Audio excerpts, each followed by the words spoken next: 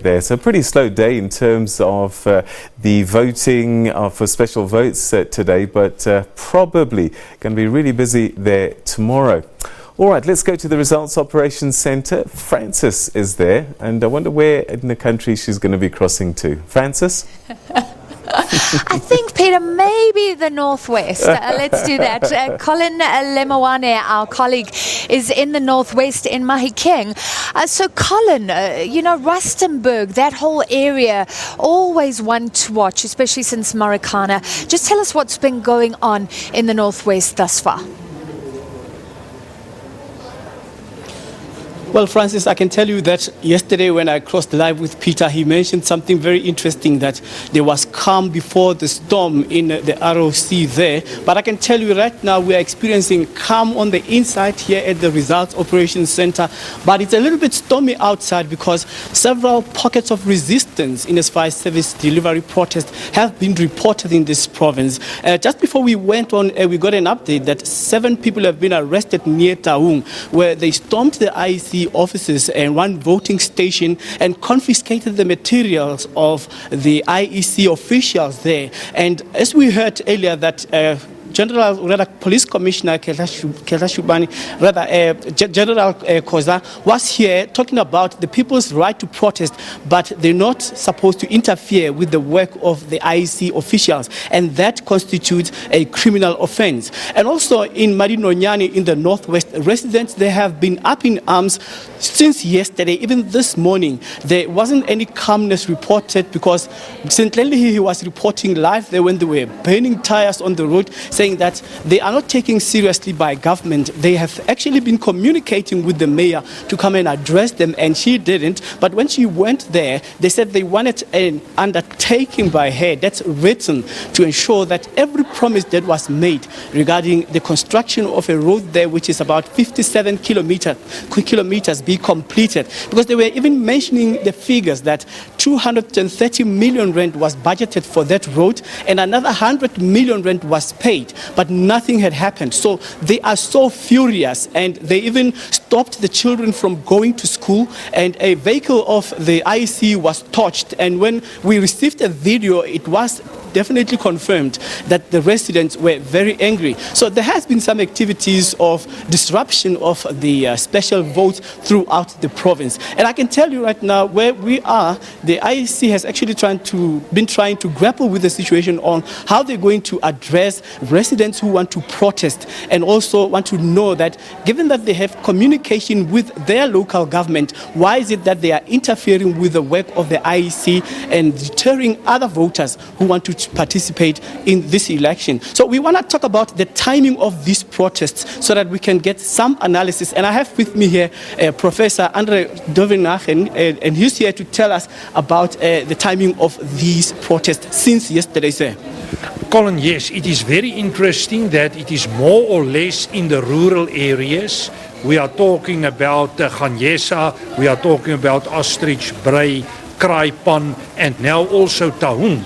And the timing is interesting, and also the support base is linking to the traditional pocket of resistance against the current ANC government, referring to Job Mogoro and his group. So some people will connect it with the ANC itself. And it's clear that we have seen the deployment of police, the army is on standby, so we are entering a bit of Praetorian politics, and also to an extent an election that may be a bit unstable. Hopefully the police and the army will have the sources to deal with this in a proper way, because I have no doubt in my mind that there are political agendas behind this.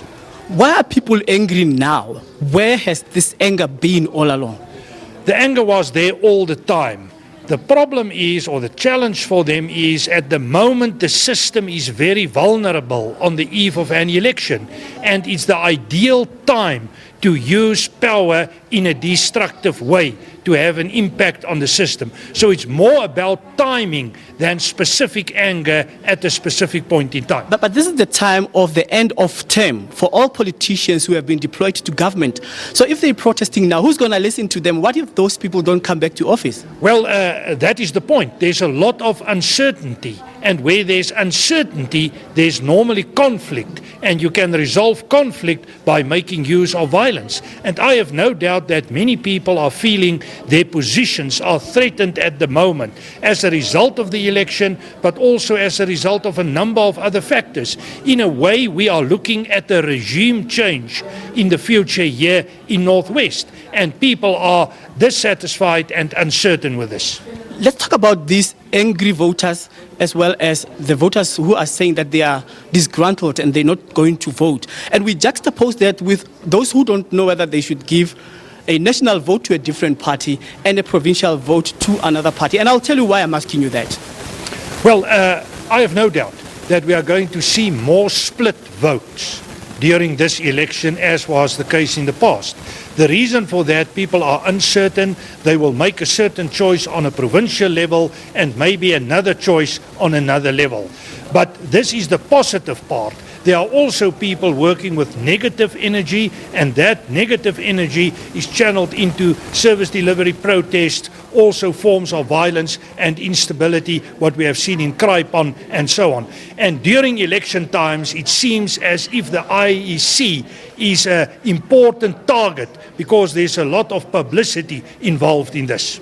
Yeah, you know, Francis, something very interesting when one has been listening to political debates here in the Northwest about voters who have mixed feelings, and their sentiments of whether or not to vote has been really a burning issue in the Northwest regarding disgruntlement. Now, when we're talking about split votes, as the professor has already alluded to here, we have some people who say that they originate from the Northwest, but they work in Gauteng. So they don't know how to split their votes because, for example, I have with me two papers here. It's the e-tolls issue. They keep on getting summonses from Sandra because they owe the e-toll, and then also the issue of the billing system at the city of Johannesburg. They keep on sending the wrong bills to them. So they're saying if they were going to vote for one party or the other, they don't know who to choose because during the ANC's reign in Gauteng, for example, this problem was there. And then during the DA's time, there's still unresolved issues of the e-tolls. And coming to the Northwest as well, where it's their hometowns, they are experiencing the very same problem of service delivery,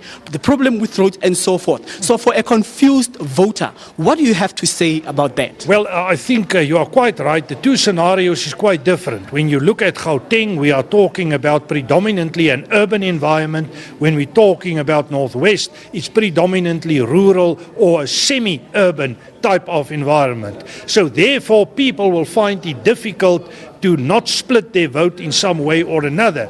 Maybe you can come up with an option that you are in favor of radical land reform and then you will vote EFF within the context of, let's say, Northwest. But when it comes to Gauteng province, you may decide to give the DA a second chance or maybe giving the ANC another chance. So you are going in a split vote type of scenario due to different circumstances. Right, there you have it. Quite insightful analysis on the issue of split votes here in the Northwest. For now, it's back to you, Francis. Thank you very much, Colin. So the Northwest, possible hotspot. We know the police were watching that province. And yes, already signs of